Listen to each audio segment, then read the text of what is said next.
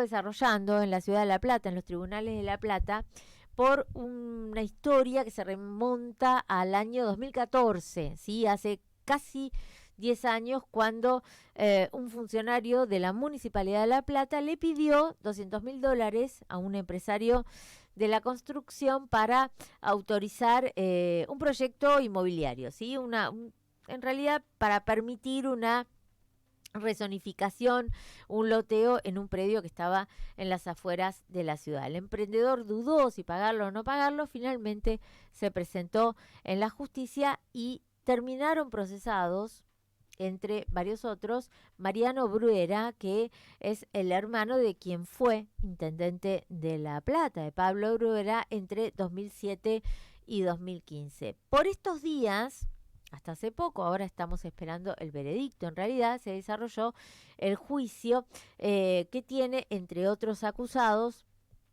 a el ex secretario de Gestión Pública, Enrique Sete, al director de planeamiento de aquella gestión, Gustavo Petro, y a un empresario, Gustavo Rolandi, que lo acusan de cohecho activo, ¿sí? De haber pagado en aquel momento, 2014, $10.000. En el alegato del juicio, la fiscal Victoria Huergo pidió 6 años para Mariano Bruera, 8 para Sete, 4 para Petro y 3 de ejecución condicional para el empresario Orlandi. Sí, estamos en comunicación con Marcelo Peña, que es abogado defensor de Orlandi justamente. Buenas tardes, Marcelo, ¿me escuchás bien?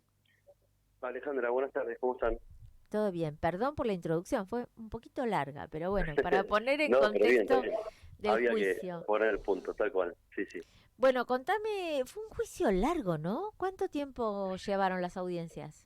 Y entre las prórrogas, todo más de 2 meses, porque entre que se estuvieron peticionando nuevos elementos de prueba, principalmente lo que era algo que parece tan fácil, ¿no? Una reproducción de cintas, de audios, estaban en cassette, Ajá. porque esto, recordá que es de 2013, 2014 que tenían esta investigación, y no se complicaba incluso la reproducción de los audios.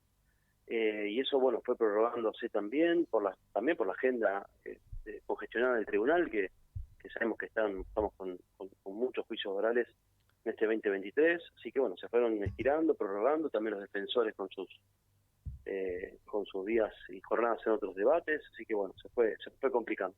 Pero bueno, sí, poca prueba, pocos testigos, mucha prueba documental, y bueno, creo que eso igualmente ya llegó a buen puerto y se pudo alegar ya la semana pasada.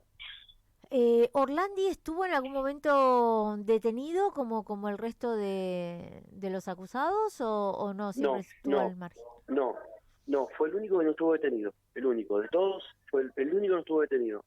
Fue porque justamente la calificación legal no daba para que quede detenido, Ujú. por el tema del cohecho, que no permite, digamos, el mínimo de pena, establecer una medida de coerción, ¿no?, sobre la persona. Máxime que se presentó siempre a derecho, indagatoria, en la ampliación, Sí. cada vez que se le fue requerido, así que creo que no era necesario una medida privativa de libertad sobre Orlando. ¿Cuál era la situación en ese momento? Digamos, ¿cómo estructuraron ustedes la defensa? Imagino con la situación, con el contexto de la gestión de aquel momento. ¿Cómo era construir en la ciudad de La Plata en aquel momento?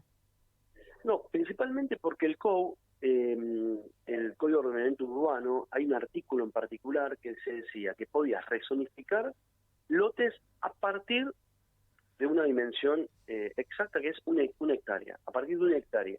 La defensa estaba destinada, o delineada principalmente porque Orlandi tenía media hectárea.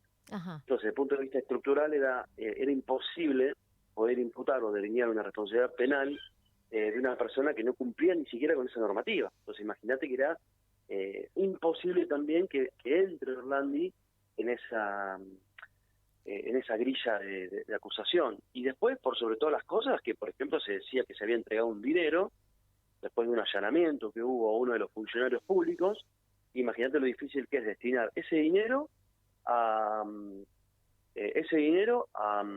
que sea de Orlandi. O sea, fíjate, no puedes decir porque le allanaron dinero a una persona en dólares, tiene que ser inequívocamente de tu cliente. Entonces, fueron elementos muy frágiles y creo que debería el tribunal absolverlo de responsabilidad penal. Creo que no hay elementos contundentes para delinear. Después, por supuesto, los demás defensores hicieron un digno trabajo, realmente muy contundente, cada uno en su actividad, pero bueno, era más difícil porque había asociación ilícita, ¿no? Imagínate que esto es una figura mucho más... A ver, es extremadamente difícil de comprobar, pero también nada peor que se han pasado que estuvieron privados de libertad, y mucho tiempo, eso es lo importante.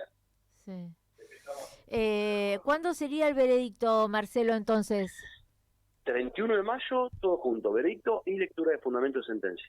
Ajá, está bien. El 31 de mayo a las 12 horas, ahí en el Tribunal 2.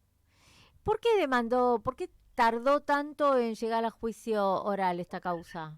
Porque se ha suspendido 2 veces. Primero en el 2019 fue por mí, porque yo había pedido la suspensión. Y 2020 creo que también por una cuestión de agenda de problemática, 2021, perdón, fue por un problema que tuvo la doctora Huergo en la agenda también para que se efectivice justamente el debate, porque la doctora Huergo también, como hay pocos fiscales de juicio, bueno, justamente estaba congestionadísimo, por eso se pidió la prórroga. Sí, en el medio de la pandemia además, ¿no?